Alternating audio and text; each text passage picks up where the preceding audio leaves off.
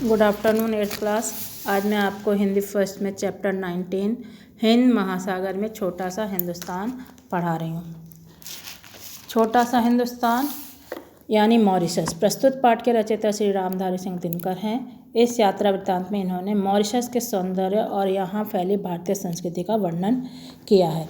इसके प्रत्येक प्रमुख ग्राम में शिवालय होता है। मॉरिशस के प्रत्येक प्रमुख ग्राम में हिंदू तुलसीकृत रामायण का पाठ करते हैं अथवा ढोलक और झांझ का उसका गायन करते हैं। मॉरिशस के मंदिर और शिवालय अत्यंत स्वच्छ एवं सुरम्य पाए जाते हैं। कितना अच्छा हो यदि हम भारत में भी अपने मंदिरों और तीर्थस्थलों को उतना ही स्वच्छ और सुरम्य बनाएं जितना स्वच्छ मॉरिशस में दिखाई देते हैं। तो आइए अब हम पाठ को पढ़ते हैं।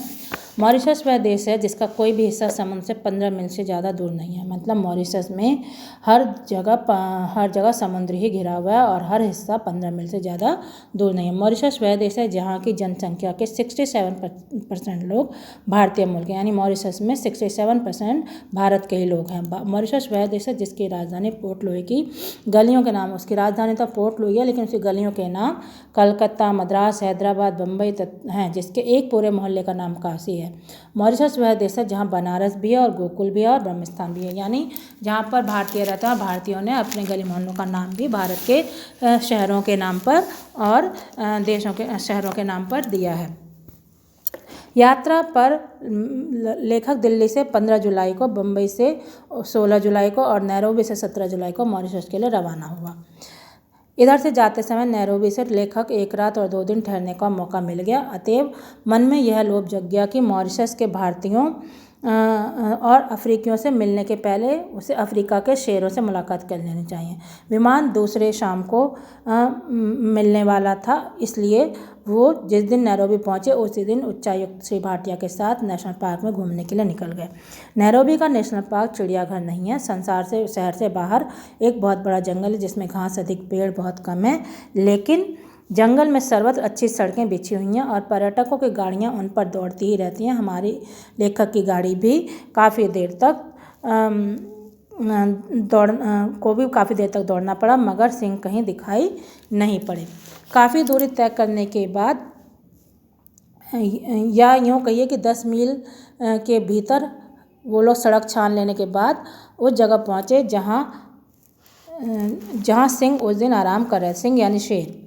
वहाँ जो कुछ देखा वो जन्म भर कभी नहीं भूलेगा। उन्हें कोई 7-8 शेर लेटे हुए सोए हुए थे और उन्हें घेरकर 8-10 मोटरें खड़ी थीं।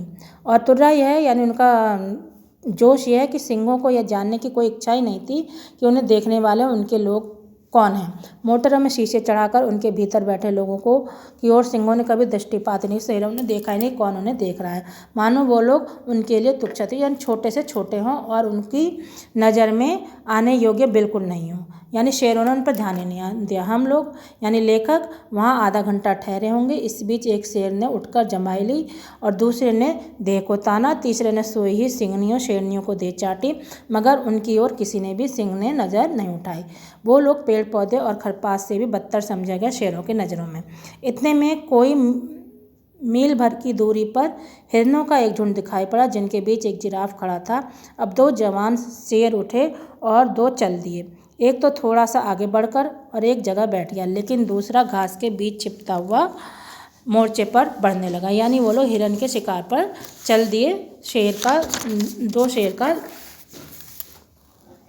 झुंड। हिरणों के झुंड ने ताड़ लिया कि उन पर सिंहों की नज़र पड़ रही है, इसलिए वे चरना भूलकर चौकन्ने उठे। फिर ऐसा हुआ कि झुंड से छूटकर एक हिरन एक तरफ को भागने लगा, मगर बाकी जहाँ के तहाँ खड़े रहे। इच्छा तो यह थी कि लेखक लोग देर तक रुकें और आगे देखें क्या होता है, लेकिन समय 6 से ऊपर हो रहा था और 7 बजे तक वहाँ का नेशनल पार्क का फाटक बंद हो जाता है। फिर वो यह भी बात थी कि शिकार तो सिंह सूर्यास्त के बाद किया करते हैं और शिकार वे झुंड का नहीं करते बल्कि उस जानवर का करते हैं जो भागते हुए झुंड से पिछड़ जाता है। अतः यह बात समझ में आई कि हिरन भागने को निरापद नहीं समझकर एक गोल में क्यों खड़े थे, यानी बाकी हिरन क्यों नहीं भागे थे, एक गोल में क्यों खड़े थे, क्योंकि शेर झुंड में शिकार नहीं करता। नैरोबी से मॉरिशस तक वे लोग लेखक BOAC के विमान में उड़े। ये विमान नैरोबी 4 बजे शाम को उड़ा और 5 घंटे की निरंतर उड़ान के बाद जब वो मॉरिशस पहुंचा तब रात के लगभग 10 बज रहे थे। रात थी, अंधेरा था, पानी बरस रहा था, मगर तब भी उनके स्वागत में काफ़ी लोग खड़े थे। हवाई अड्डे के स्वागत का समय देखकर उनके मन में यह भाग जगे बिना नहीं रहे कि वे लोग जहाँ आए हैं वह छोटे पैमाने पर भारतीय, क्योंकि हमारे भारत में ही अतिथियों का स्वागत देवों की तरह किया जाता, भगवान की तरह किया जाता, तो वहाँ पर भी उनका भी ऐसा ही स्वागत हो रहा था। मॉरिशस द्वीप भूमध्य रेखा से कोई 20 अंश दक्षिण और देशांतर रेखा से 60 अंश के बिल्कुल पास, किंतु उससे पश्चिम की ओर बसा हुआ है। मॉरिशस की अधिकतम लंबाई 47 किलोमीटर और अधिकतम चौड़ाई कोई 48 किलोमीटर है। वैसे पूरे मॉरिशस द्वीप का रकबा 1150 वर्ग किलोमीटर आंका जाता है। यह द्वीप हिंद महासागर का मोती है, भारतीय समुद्र का वह सबसे खूबसूरत सितारा है। चूँकि मॉरिशस के भारतीयों में से अधिकांश बिहार और उत्तर प्रदेश के लोग हैं, इसलिए हिंदी का मॉरिशस में व्यापक प्रचार है, क्योंकि वहाँ पर ज़्यादातर भारत के ही लोग हैं। मॉरिशस की हिंदी प्रचारणी सभा जीवित जागृत संस्था है। और मॉरिशस की राजभाषा वैसे तो अंग्रेजी है, लेकिन बोलचाल की भाषा क्रेओल है, और क्रेओल के बाद मॉरिशस की दूसरी जनभाषा कही जाती है, वह है भोजपुरी। प्रायः सभी भारतीय वहाँ के जो लोग हैं वो भोजपुरी बोलते हैं अथवा उसे समझ लेते हैं। यहाँ तक कि भारतीयों के पड़ोस में रहने वाले चीनी भी भोजपुरी बखूबी बोल लेते हैं, किंतु मॉरिशस की भोजपुरी शाहाबाद या सारन की भोजपुरी नहीं है। उसमें फ्रेंच के इतने संज्ञापद घुस गए हैं, यानी फ्रेंच भाषा के इतने शब्द घुस गए हैं कि आपको बाज शब्दों के अर्थ पूछने पड़ेंगे, आपको बहुत से शब्द के अर्थ पूछने पड़ेंगे। हिंदी और भोजपुरी मॉरिशस निवासी भारतीयों को एक सूत्र में बांधे हैं। वहाँ के हिंदी और भोजपुरी मॉरिशस के लोगों को एकता में बांधे हुए, और मॉरिशस को भारत के साथ बांधने का काम भी हिंदी ही कर रही है। मॉरिशस में हिंदू संस्कृति की रक्षा का काम तुलसीदास की रामायण ने किया है। मॉरिशस में ईख की खेती यानी गन्ने की खेती और उसके व्यवसाय को जो सफलता मिली है वह भारतीय वंश के लोगों के कारण मिली है। जहाँ सारा मॉरिशस कृषि प्रधान है, क्योंकि चीनी वहाँ का प्रमुख अथवा एकमात्र उद्योग है। भारत में बैठे बैठे वे ये समझ नहीं पाते कि भारतीय संस्कृति कितनी प्राणवती और चिरायु है। मॉरिशस जाकर हम अपनी संस्कृति की प्राणवत्ता का ज्ञान आसानी से प्राप्त कर लेते हैं। मालिकों की इच्छा तो यही थी कि भारतीय लोग भी क्रिश्चियन हो जाएं। वहाँ के जो मॉरिशस के मालिक थे वो ये चाहते थे कि जो भारत से जो लोग हैं वो भी क्रिश्चियन हो जाएं, किंतु भारतीयों ने अत्याचार तो सहे लेकिन प्रलोभनों और वहाँ के प्रलोभनों को भी ठुकरा दिया, बल्कि अपने धर्म पर डटे रहे। और जिस द्वीप में परिस्थितियों के कारण उन्हें भेज दिया गया था उस द्वीप को उन्होंने छोटा सा हिंदुस्तान बना डाला। यह ऐसी सफलता की बात है जिस पर सभी भारतीयों को गर्व होना चाहिए। मॉरिशस के प्रत्येक प्रमुख गांव में शिवालय होता है। मॉरिशस के प्रत्येक शिवालय यानी शिव जी का मंदिर होता है। मॉरिशस के प्रत्येक गांव में हिंदू तुलसीकृत रामायण का पाठ होता है। वहाँ ढोलक और झांझ का से लोग गायन करते हैं, जैसे हमारे भारत में रामायण का गान करते हैं। मॉरिशस के मंदिरों और शिवालयों को लेखक ने अत्यंत स्वच्छ और सुरम्य पाया, सुंदर पाया, और इतना अच्छा हो उसने ये देखकर ये सोचा कि यदि हम भारत में भी अपने मंदिरों और तीर्थ स्थलों को उतना ही स्वच्छ और सुरम्य बनाएं जितना स्वच्छ वे मॉरिशस में दिखाई देते हैं तो कितना अच्छा हो।